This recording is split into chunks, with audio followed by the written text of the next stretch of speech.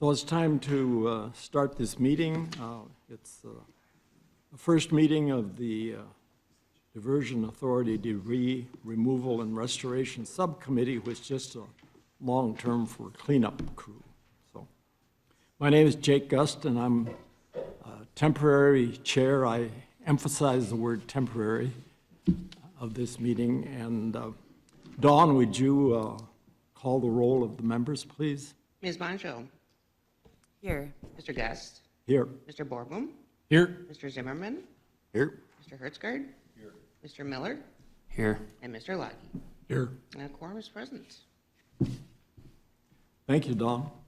And number 2 is approve the order of the agenda. Is there a motion to approve the agenda as written? Mr. Chair, I'll offer that motion. Motion's been made. Is there a second? Second. Motion's been made and second.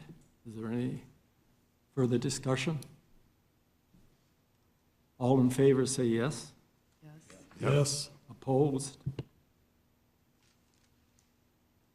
Agenda is approved. Justin, would you introduce the committee members, please? Yes, absolutely. First and foremost, my name is Justin Fisher, and I am the Director of Lands with the MFDA.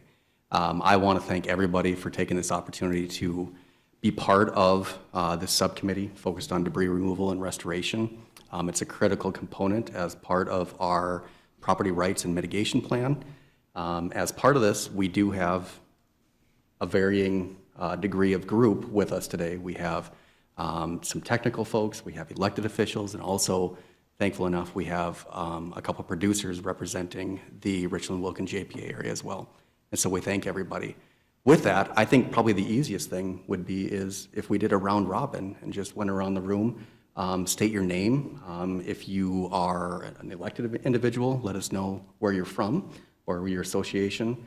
As for our technical folks, the cities that you're orientated with, and then also producers' names, and then also maybe give us just a general background of the region or area that you actually are operating in. That being said, I can move it over to Manager Gust. Thank you. I'm a member of the Rush River Water Resource Board, and I'm also a member of the Cass County Joint Water Resource Board. They're both appointed positions.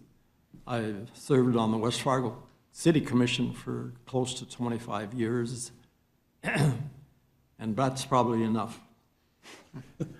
Ken? Thank you, Jake. My name is Ken Lougheed. I chair the North Cass Water Resource District. I also chair the Cass County Joint Water Resource District. So I live up in the Gardner-Grandin area, and we farm up there. So I'm exposed to a lot of different things in terms of agriculture and what goes on with various events and things of that nature. So, thank you. So I am Nathan Borboom, work for the City of Fargo. I am their Assistant City Engineer. I've been involved in this project for a very long time, and also have, assisted the city through various cleanup activities as well, based off of previous floods that we've gone through as well. So, Bob Zimmerman, I'm the engineering director for the city of Moorhead, and ditto essentially everything that Nathan said, but on the other side of the river, and maybe just a couple of years longer than he is. My name is Craig Hertzgaard. I'm a farmer from Kindred. I live in Richland County. I'm here on behalf of the Richland-Wilkin JPA. We farm from south of Horace down into the northern Richland County Walcott area. Been involved with the project. In fact, I think I've known most of you through other facets and other organizations. Been involved with a bunch of farm organizations as well. My name is Jenny Mojo. I'm a Clay County Commissioner. I've served on that board since 2015. Currently the chair of the board. I serve on the Land Management Committee for the Diversion Authority, the MCC JPA. I also had the privilege of working with some of you on the Governor's Task Force on this project. I reside in southern Clay County in Kurtz Township. Our family has farmed since the over 100 years, and so excited that our boys now get to farm with cousins on that land as well. So thank you. Hi, I'm Riley Miller. I farm by Kent in Wolverton, Minnesota. Family's farmed it for a long time, and I'm representing that area. Okay. Thanks, everybody, for being here. Eric Dodds. I guess I'm simply a consultant working for the project. I work for a company called AE2S and been working on the project for about 15 years. And part of my role has been on the lands program and helping come up with mitigation programs to help mitigate the impacts that the project might cause, especially in the upstream areas. So glad that we're here with the first meeting of the subcommittee and looking forward to the next several months working with you guys. Yeah, thank you all very, very much. I won't insert myself too much, but as part of the process, we have a couple more steps in front of us, and I know Manager Gus is going to help us lead that way, but we will need to take care of a chair and a vice chair as we move forward. The chair, who's elected today, hopefully, will then assume the item number 5 for the request of a vice chair, and then from there, we'll move on to a presentation that Mr. Dodds will give in the group. With that, Manager Gust, I'll lend it to you. Okay, our next order of business is to elect a chair, excluding myself. Are there any nominations for a chair?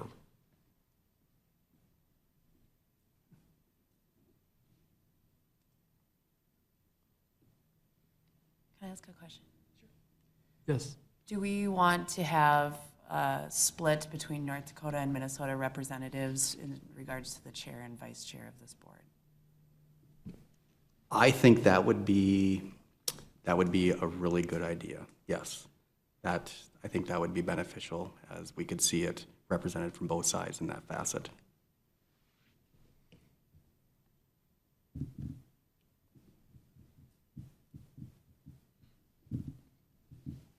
We have 1 hour here today, guys. All right.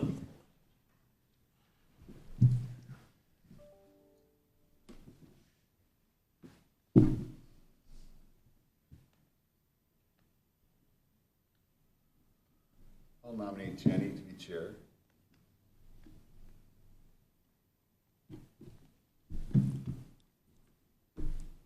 Is there a second to the nomination? I'll second that. Motion's been made and seconded. Are there any other nominations? Are there any other nominations? Are there any other nominations? Is there a motion to close the nomination procedure and have a roll call vote? I so move. Move's been made and seconded. All in favor, say aye. Aye. Does it need to be a roll call? Motion carried. Well, thank you so much. Thank you to all of you. Would you like me to assume? Yes, go Okay. ahead and take over. Thank you very much. In regards to item number 5, we'll take a request for nomination for the vice chair of the subcommittee.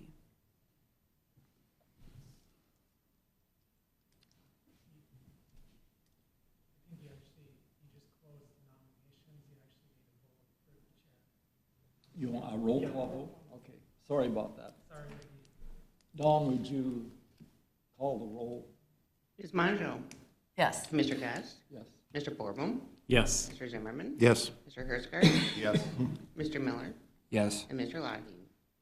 Yes. And that's everyone. Thank you. It's now more official. Thank you. Thank you. Looking for nominations for vice chair.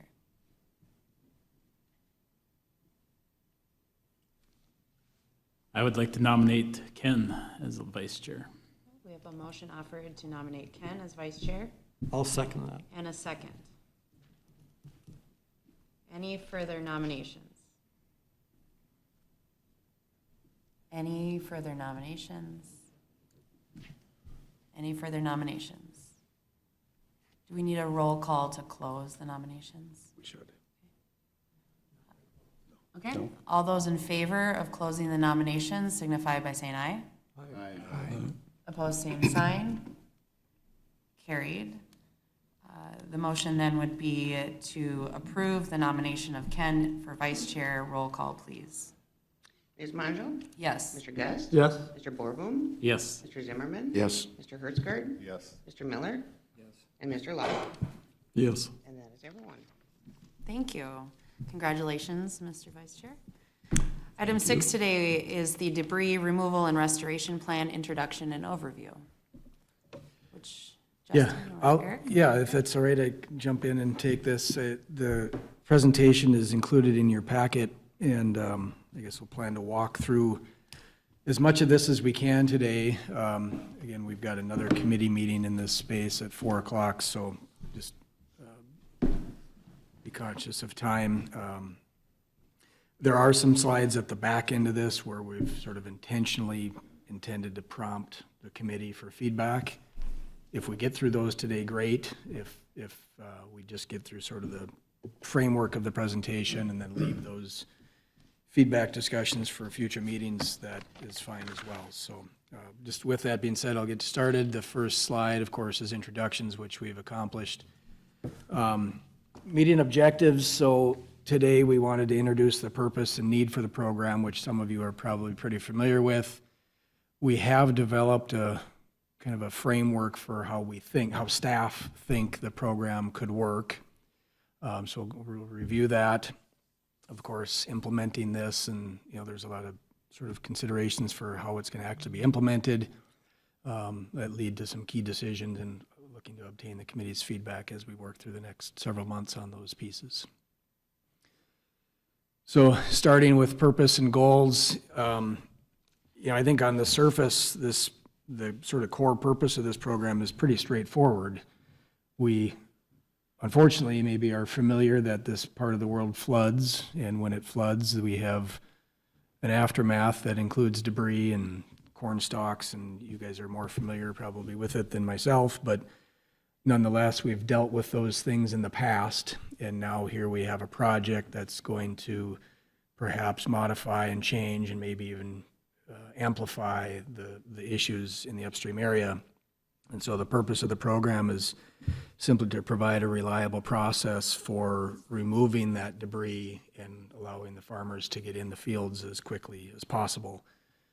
This program is required per the settlement agreement, Article 19 of the settlement agreement, which I'll get into in just a minute. Really, again, the goal is to aid the producers, farmers to get in the field as quickly as possible, provide that the debris cleanup and restoration of eligible non-structural damage.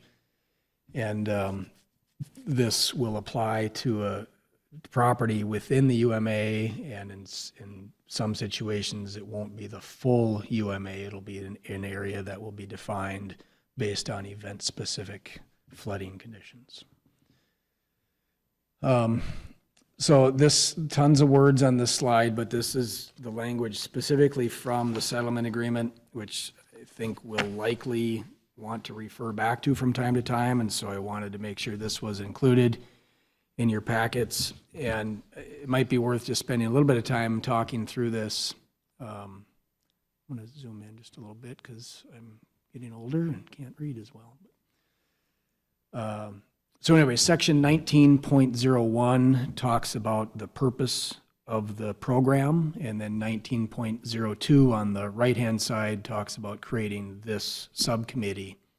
So the subcommittee has now been established. With that, I think it's maybe important to just walk through those bullet points on the left-hand side. So the first introductory text basically says the Diversion Authority will implement and fund a debris removal and property damage restoration cleanup plan to provide cleanup, debris, and restoration of property arising out of operation of the project.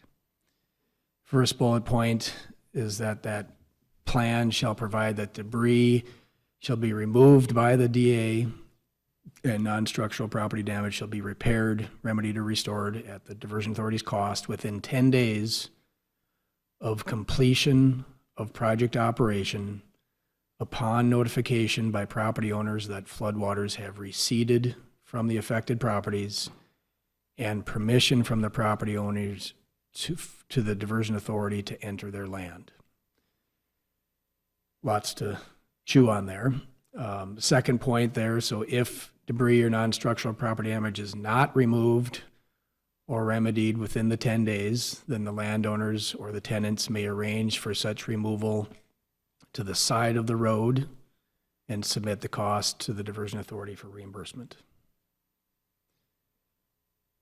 Number 3, the DA will make available a list of pre-qualified contractors who can perform the work. Number 4, the debris cleanup and restoration plan will include provisions that allow landowners or tenants to remedy or repair the damaged non-structural property and or remove the debris and receive reasonable compensation for such activities before or after the 10-day period. And then the last one is the parties recognize that the amount of debris will depend on site-specific conditions, prior year's crop, basically a whole bunch of variables that are unknown largely. As such, the parties recognize over time that we have an adaptive program for debris removal. So that's kind of our guardrails or mission as we look to frame out the program.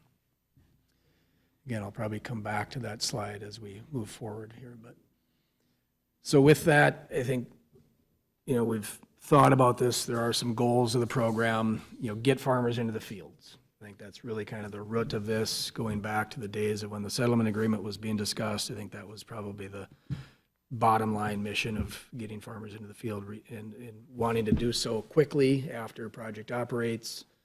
I think that 10-day time period was something that was identified from the producer feedback during the days of creating settlement agreement and feedback about how long it takes fields to dry out. Support a fair and efficient cleanup and restoration. So, we have taxpayer dollars, and so we need to be conscious of that. This needs to be fair, yet it needs to be efficient, and so there's probably some tug of war going on as the program gets established. Maintain fiscal accountability and consistent administration. That's really something that I think is the responsibility of the Diversion Authority, and hopefully everybody can appreciate that requirement. And then, as this project operates over the decades to come, we'll likely learn quite a bit the first time that this happens, and then more the second time. And so I think the intention is to adapt and improve over time. So we talked a little bit about this. There's a whole bunch of unknowns, and we could probably pile on this, but last year's crop depends on what residue's on the fields, how big is the flood, which way is the wind direction, blah, blah, blah, blah, blah. You can imagine there's going to be quite a bit of variability, and I suspect you all have dealt, or some of you have dealt with debris from flooding on your properties in the past, and you can probably speak to that. Flooding events are going to be infrequent. They're going to be highly variable. The debris will depend on, how big the event is.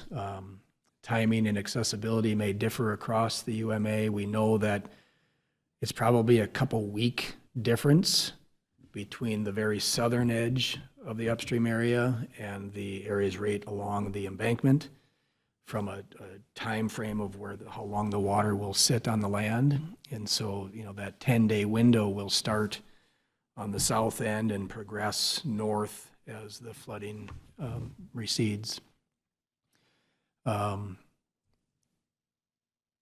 You presumably want to get in the field as soon as temperatures warm up and things are ready, and so we're needing to be timely in our response.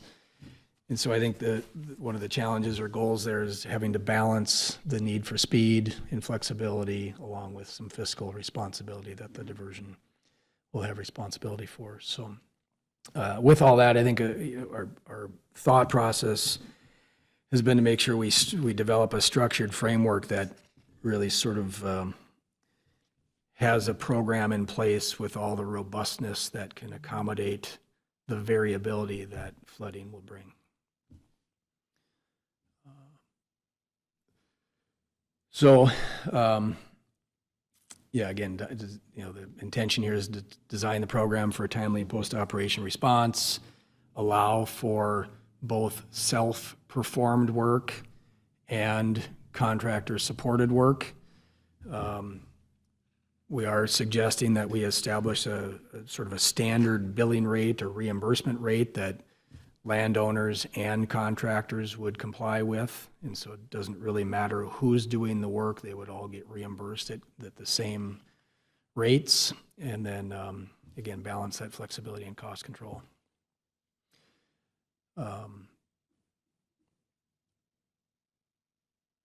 As I mentioned before, we have put together a framework of this program, and that wasn't really done in a vacuum, of course. The settlement agreement provides those guardrails that we just talked through. We have had, I suppose, half a dozen local producers that operate in and around the upstream mitigation area that have provided a bunch of feedback over the years, not only on this program, but on crop insurance and other factors. And so, you know, we've asked that farmer group for input. I think one of the key pieces that the farmer group shared was that they would prefer, and I obviously look to you guys for feedback on this too, but they would prefer to be the ones doing the work on their fields. They don't really want to have a contractor or a third party out making their fields potentially worse, rutting them up and that sort of thing. And so the preference was to do the debris removal on their fields themselves. We also gathered some feedback from a variety of contractors that are working for the Diversion Authority, doing a variety of things such as demo of structures and, you know, various other odd jobs. And so we got some feedback from them on just sort of the contractual arrangement of how this could work. The city of Fargo, the city of Moorhead, Cass County, Clay County, of course, have dealt with flood debris cleanup, and Sir Richland and Wilkin as well. So we did get some good feedback. Bob and Nathan have provided some input on, you know, just the sort of contractual management side of things. If we've got a roster of contractors available, how do we make sure that they're ready and make sure that they're responsive? And so anyway, this has been developed over a couple months, at least the framework of this, based on, you know, those types of feedbacks. So in summary, how we've anticipated this would roll out is, of course, the project would operate. And most floods that we've seen historically are late March, early April. So before the project operates, there's a whole contractual mechanism that's not necessarily on the steps here, but we can talk through that part as well. But when this program gets triggered, it would be triggered when the project operates. That means that the gates move, essentially. Once the gates move and we know how far the water backs up, then the Diversion Authority would define the area of eligibility. A few slides back, you saw the full map of the UMA here on the right side. So that all of the different colors on this map are about 29,000 acres. Now, not all of that is tillable land, of course. In some flood events, maybe all of this area will be impacted. But I suspect in many of the project operations, it will be a fraction of this area. And so that is a concept that we've talked about, is we would define an area of eligibility based on the actual specific event that triggered operation. And perhaps it's the full area, perhaps it's a fraction of that area. So we would define that area of eligibility, and then the Diversion Authority would notify landowners that they are eligible and you know, start the process. Number three, then the landowners would choose whether they want to self-perform the debris removal or whether they would like contractor assistance. If they prefer contractor assistance, there would be a right of entry form that would be signed allowing contractors to come onto their property. Number 4 then is it's actually the work is done, so the debris is removed, non-structural property damage is restored, that work is completed, and then becomes the administrative process of submitting the reimbursement requests, reviewing those, and processing the payments. And then number 6, I think, gets to that adaptive program. So reviewing those records, what did we learn? Was there a better way to do this? Inform the future updates of the program. So that's kind of the simple framework. The next handful of slides kind of walk through some of those specific areas. Maybe I'll just pause there and see if there's any initial comments or questions. Are there any questions for Eric? Yes?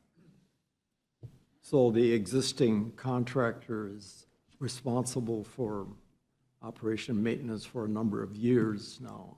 What's their responsibility in this area? Well, I think maybe I'd look to Paul or John to help with that, or Jason, but I think my understanding is the P3 developer is responsible for the channel, and the upstream area and the southern embankment is the diversion authority's responsibility. So maybe there's a scenario where both could tap into that expertise, but I don't think that's the intention. But John, do you have anything to add? I was just going to concur with what Eric said, and just maybe a slight clarification. The P3 developer is solely responsible for the diversion channel, everything from the inlet structure downstream. So anything to the upstream of the inlet structure is the diversion authority's responsibility. Candidly, I don't see a scenario in which the P3 contractor would be tapped to help with the debris cleanup. They might have some equipment that they're willing to rent to us, but I don't think they'll have personnel available to do that work. So this committee then is not responsible for any debris that occurs in the channel? That's correct. Additional questions? I did have a question that came up. I think as we move forward with whatever the creation of the plan is, and the communication structure is the one where, I start thinking, how are we communicating to landowners that this window is open? Right. For folks that might not be in the area and they're leasing, and how are we communicating to all those? I think we have a mechanism of creating a framework for that, but that was top of mind for me. Yeah, and maybe I'll just touch on that briefly, because I think that's a great point. We currently, when we notify landowners, we go to the county tax record database. Each county maintains a GIS record database, and grab that data, draw a box around the area that we're interested in, spits out addresses, send letters, that sort of thing. Generally pretty straightforward, but it takes some time, and the landowners may be absentee. They may be, I was just myself in Europe for a few weeks, so they might have missed the notice or whatever, and they might have a tenant that they'd prefer the tenant just deal with all those things. And so ideally, I think we would create kind of a electronic communication system and encourage people to subscribe to that. But that might be something that we need some help from others on to create that. So I think that is a point of real importance. The other thing, I guess, related to that is,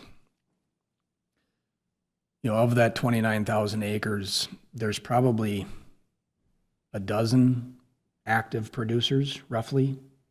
So really not that many active producers.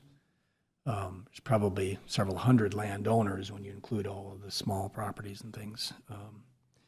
And so if we could find a way to get access to the actual producers, that could really narrow down our communication. But I think the diversion authority's obligation is to the landowner,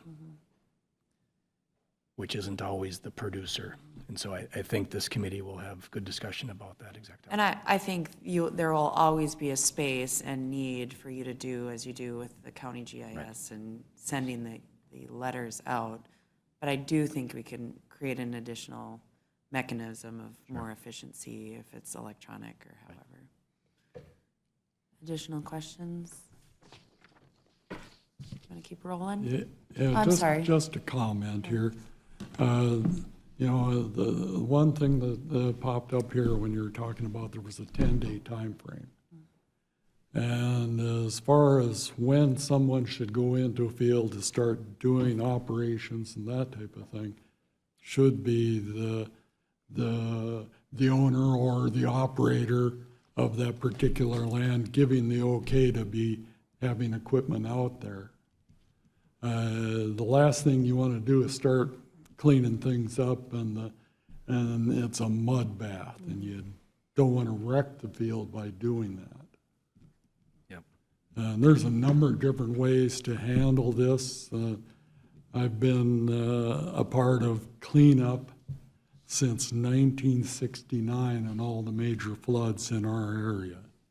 And I know all the tricks, all the jobs, all the things that might happen, and how to deal with each and every one of them. And it can be dealt with very well, and I think there's a good start here. But there's some of these little details, like timing, should be left up to the property owner or operator to make sure that the field doesn't get wrecked. Yep. What type of equipment should be used? Track skid steers are very important in a job like that. The other thing is a gator or something of that nature. Things that leave a light footprint. Sure. And we want to take care of all the people that are being affected here. We want to be very cognizant of how we turn things loose, so to speak. Thank you, Ken. Thank you. Madam Chairman? Yes. I've got a question regarding what you said, Eric, regarding who is the diversion authority responsible to make payment? Is it the owner or is it the operator? And Well, how do you approach that? Yeah, I mean, so what we've framed out so far is that we would notify the landowner, and the landowner could then defer their benefits, if you will, to their tenant if they chose to. But what we've framed out is that would be an active step that the landowner would have to take if they said, all right, tenant, I want you to be the beneficiary, the point of contact, the responsible person for this program.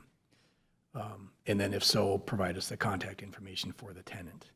And the reason we've framed that out right now is that, you know, the FSA probably has those records, but the Diversion Authority doesn't necessarily have standing to get FSA records.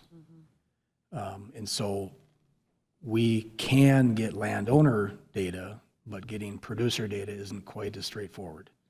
And so that's where we've landed right now, but I think that's something that this committee could provide some input on. No, it's a significant issue. Right. From my experience over the years farming, is that you'll get a situation where someone will come in and put a pipeline in. Sure. Okay, this happened a couple of years ago. Yep. They put in a pipeline, they pay easement, of course, to the landowner. Right. And they pay crop damages to, we don't know. Yeah, right. And you've probably seen that too, Ken, and that, you know, that's a significant issue. And it's going to be for crop insurance as well. Right. To cross over. I'm guessing it's going to be consistent between the two. And my suspicion is that there's a lot of landowner-tenant relationships and agreements that have been handshakes and, you know, generational deals that have worked just fine for a long, long time.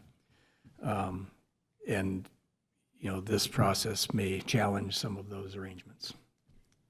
And so I mean, I'm not trying to make light of that or anything. I just think that's probably a reality and probably goes to some of your point. So, Mr. Gust, Yes, Craig brings up an interesting is your microphone on? topic because there's lots of absentee landowners that are out of the area, and you almost, sometimes you can't even get a hold of them. So maybe there should be a provision where the operator can get permission from the landowner to be their representative to deal with this issue. That's something that maybe we can work out. One other thing, back to Ken's comment about the timing. So as we all saw, the settlement agreement talks about 10 days. But I'm glad you brought this up because on day 10, it might still be pretty soggy out there. And I guess maybe, John, maybe a question that goes into your space here. If we have this 10-day obligation, but the committee says, well, 10 days is maybe more of a goal and field conditions are maybe the more prudent way to manage this, do we have any concerns about not being 100% compliant with the 10-day statute in the settlement agreement? Mr. Shockley? Madam Chair, Eric, it's a great question. Within the settlement agreement, we built in a provision that if there was a quote-unquote change in law, which I think we would characterize this as a recommendation by this committee that maybe 10 days is too inflexible, we can go back to Buffalo Red in the Wilkin-Richland County JPA and say, hey, 10 days doesn't look like the right approach. After a lot of consideration with members that they've provided, I think there'd probably be some reasonableness on their part to say, adopt the recommendations of the committee. I can't commit to that. I can't say that's what Wilkin-Richland County JPA would agree to, but it would seem logical. And that was part of the reason that we wanted a broad base of membership on this subcommittee so that we could figure out those details. When we were developing the settlement agreement, 10 days was just sort of a rough, I think everybody sat around the table and said 10 days sounds appropriate. Maybe it's 12 days, maybe it's 15 days. I think that's one of those questions the subcommittee is gonna have to wrestle with. And to that question, curious if different zones, based on the area of eligibility that's identified, if there's different zones, that there could be more flexibility, that are more prone to substantial damages. I'm not sure. Right now, what we've kind of framed out on the right of entry form is a provision that basically says the landowner would identify, or the tenant would identify when the timing is right. And so I think to Ken's point earlier, maybe 10 days is, maybe after 6 days, it's dry enough to get out there and do the job, maybe after, whatever. But if on day 10 it's not dry enough, I think we've identified a process on the right of entry form that says, all right, we'll tell you, the landowner will tell you when it's right. And so that's kind of what we've included in the concept so far, but. And to be clear, I don't think any of us are saying we want to delay cleaning up. Right. I think I'm hearing people say is we want to minimize additional damage and get in when timing is correct. And then I think that's going to be a good point, though, because if it's simply, when the time is right and there's no urgency to it, then we could revert to the wrong side. So, yeah. Additional comments or perspective? Okay. I have one here. Oh, sorry. What was the 10 days again? What was the start of the 10 and what's the ending? So back to the settlement agreement language. It's the first bullet point here. It basically says, it'll be, basically the debris will be cleaned up or property damage will be remedied within 10 days of completion of the project operation upon notification by the property owner that the floodwaters have receded and permission from the property owners to the diversion authority to enter their land. And then it does have as long as local conditions permit such removal. So does that help? There is a lot to chew on in that. Right, there's a lot to chew on. Believe me, I've read that 1,000 times. And we will, so. Any additional questions on that piece? I think you still have slides. Yeah, I do have a number of All right, slides we here. can move on. So determining the eligibility, area of eligibility, again, I've talked a little bit about this already, but each time the project operates, there may be an area that's affected. Maybe it'll be more of a North Dakota flood, maybe more of a Minnesota flood, maybe the full extent, maybe not. And so the intention is we would use hydraulic modeling, field observations, aerial photos, flood records. The program would apply to the private lands within those areas. And this fourth bullet point here is recognizing that, completing all of this modeling analysis and all these observations might take a long time, and we don't have a long time. And so at some point, if there's a field and we know that part of the field was impacted, I think in practice, the staff diversion team might just say, all right, we're going to square it off. We're going to go to the next road. That whole field is going to be eligible. And so there'll have to be a little bit of sort of, fat line engineering, if you will. It's not going to be this finite boundary, but more of a squared off boundary of where the eligibility goes. And then, of course, that whole process may be ripe for disagreement. And so we do have a dispute resolution process and a whole dispute resolution board that's been established. And so that, I guess, the thought process is our dispute board could be utilized to handle disputes coming out of this.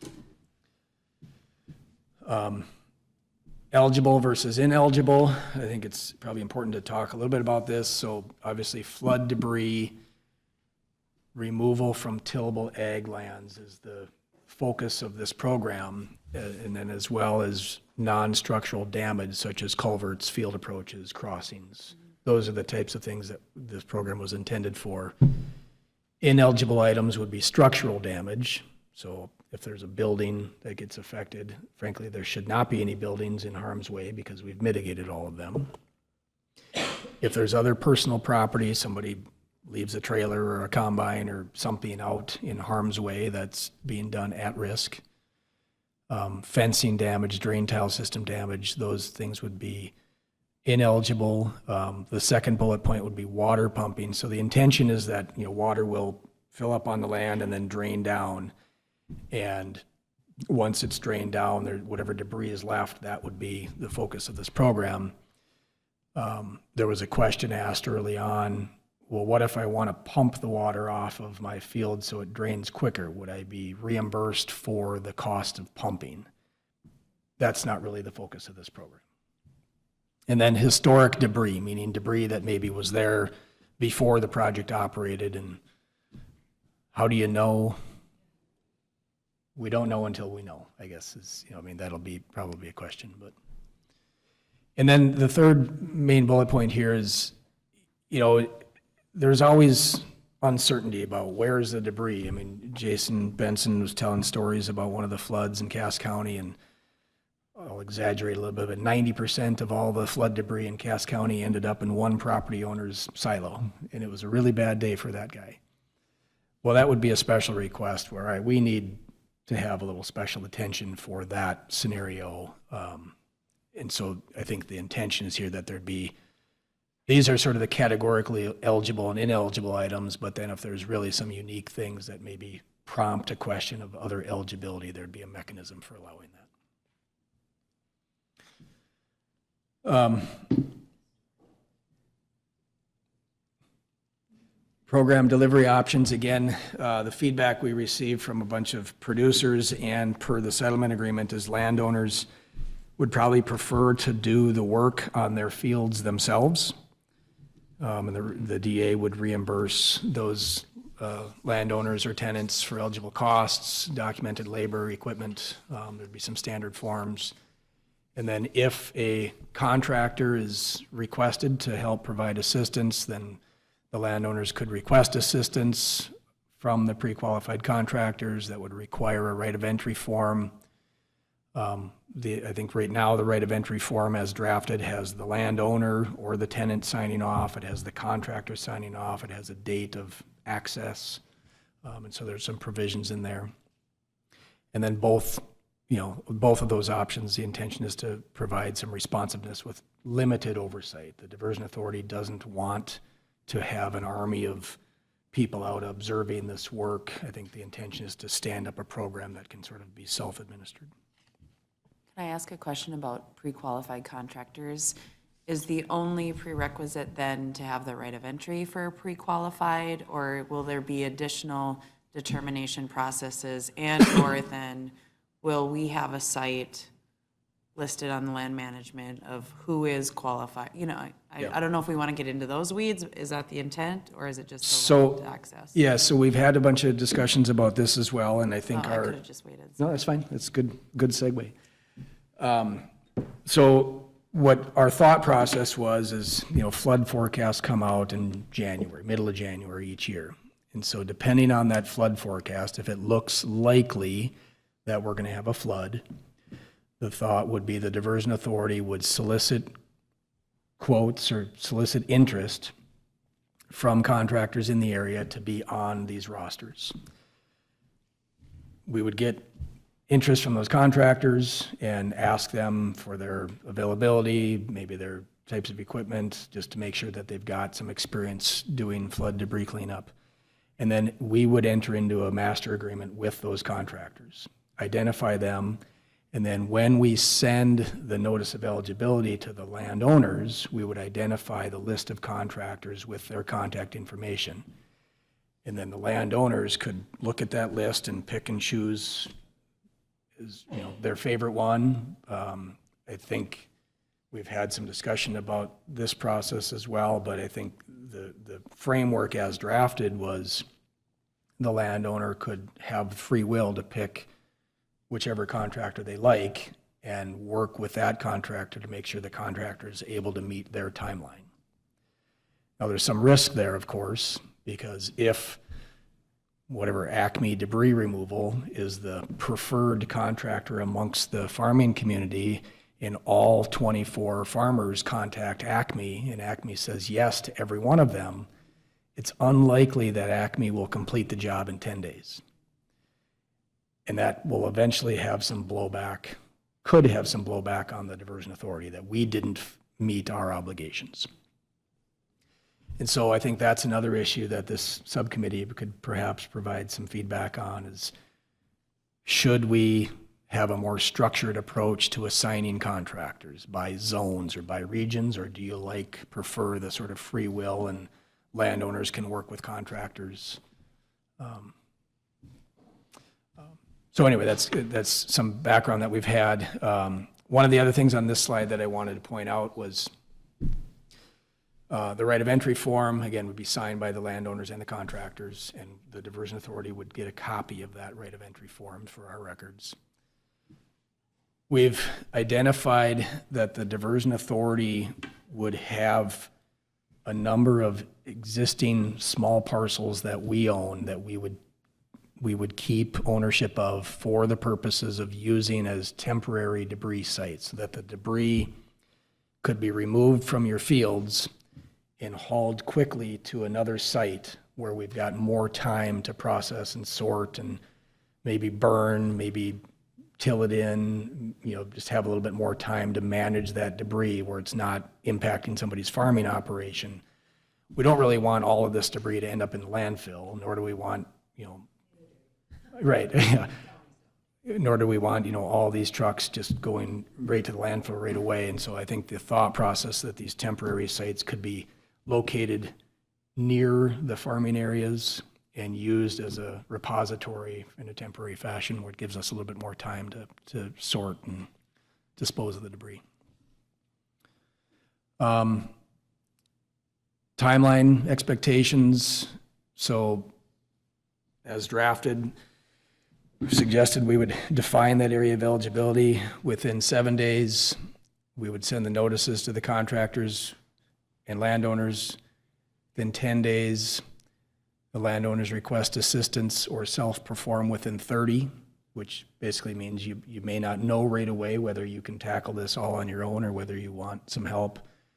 We'd ask that the reimbursement applications be submitted within 60 days, and then the diversion would make payment within 45.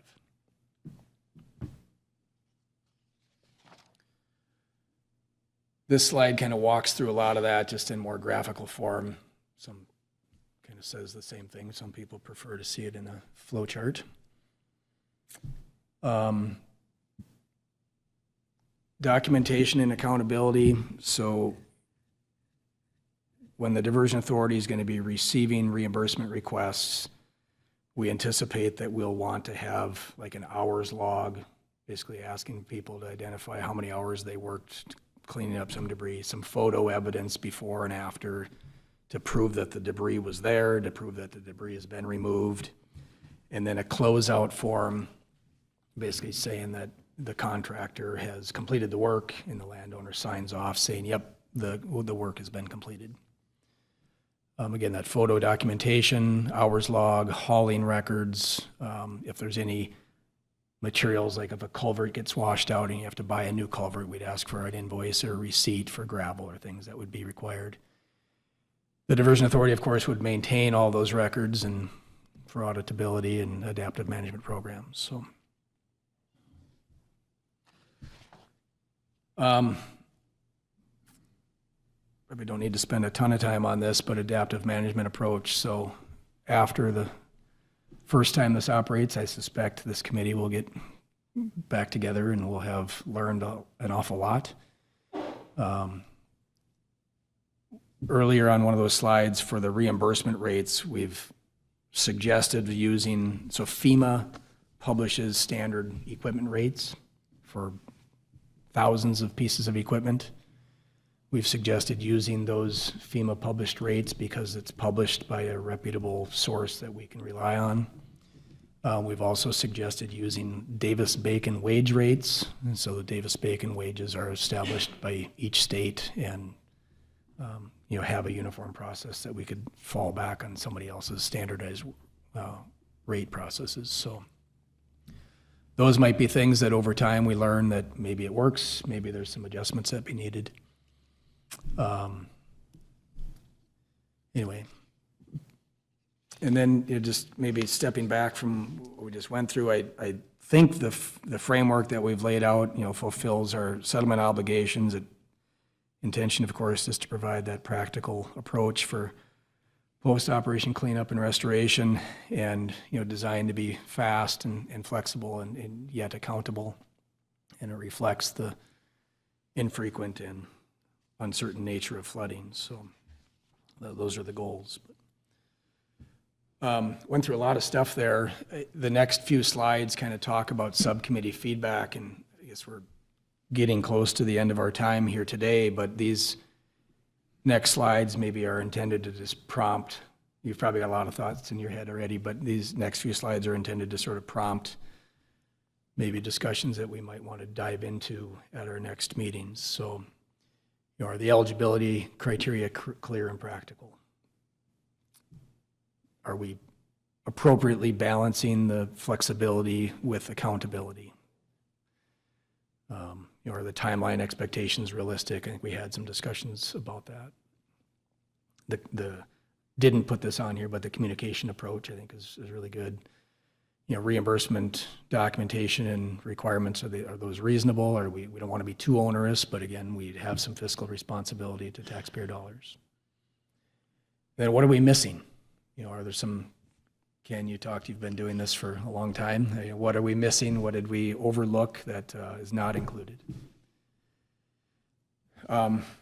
Specifically on the contractor support model, we've talked about come January of each year, we will have a good sense of how bad is winter, what's the flood forecast.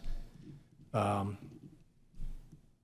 think staff-wise, we feel like that could work and, have kind of active solicitation of contractors in the years when we anticipate operation. So I think that could work, but, how should those contractors be matched up with landowners? Again, do we want that to just be sort of a free market approach, or should there be some more structure to it? How should contractor performance and responsiveness be evaluated?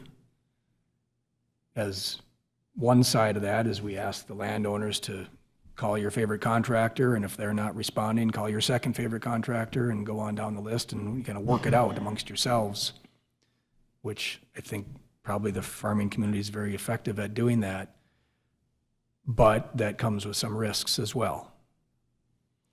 And so what level of contractor coordination or management should the diversion authority engage in? And then I suspect most of the contractors that respond will likely have a local presence, but should that be a requirement, is maybe that last bullet. From the landowner standpoint, how can this be simplified for the producer or the landowner? What communication methods will be most effective after the event? A few others. I think we've got about 5 minutes left, and I know the Finance Committee is prompt, and so I'll maybe just pause there and see if there's any questions. And Any questions for Mr. Dodds? I think, We can get this packet emailed to us. yeah, I think this was in the slides that were mailed out, but if you don't have that, we can certainly mail this out. Just so we can, Yep. there's a lot to chew on, and so, Right. so we can still go back and look at some of the questions.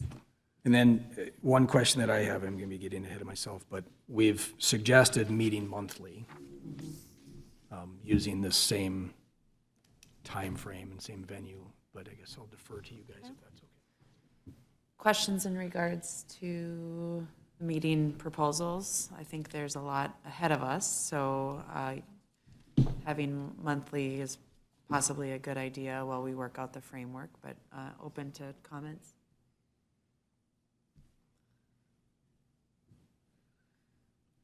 Well, this is during the standard land management time, correct? So this would not always be a time slot that would work. So, Cur- yeah, I mean, the diversion Near authority, term.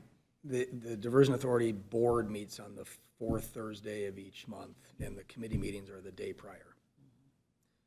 This time slot at 3 is the land committee, and then finance meets at 4. So I guess if we want to find a different time, if you think we want more than an hour, there may be some advantages to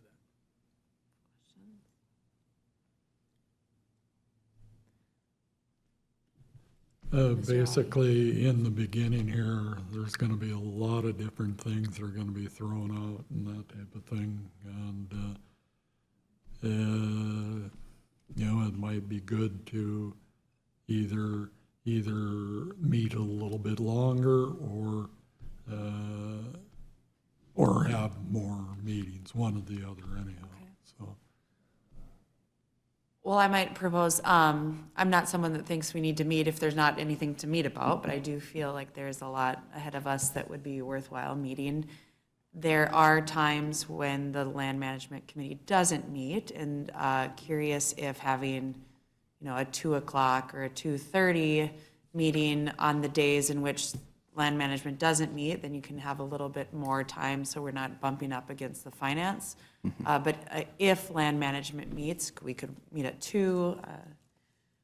Typically on these days, it's easier for me to go earlier in the day than later, but open to other folks. Unless you guys want to meet my kids on the bus. But you're welcome to. Any comments? Greg, what do you think? I'm good. Good? General consensus? I think you have a direction. Yeah. Awesome. Okay, That works. all right. We appreciate it greatly. Thank Yeah. you. Yeah. Okay, so that wraps up item 6, and moving into any other business. We covered a lot of ground. If not, our next meeting is scheduled for July 22nd. Look at 2 o'clock maybe, if it. I am flying back from NACO that day, so I might need to be online that day, but anything else? Well, we've covered all the business before the board today. Our next meeting would be July 22nd, 2026 at 2 o'clock here. And if not, we are adjourned. Thank you.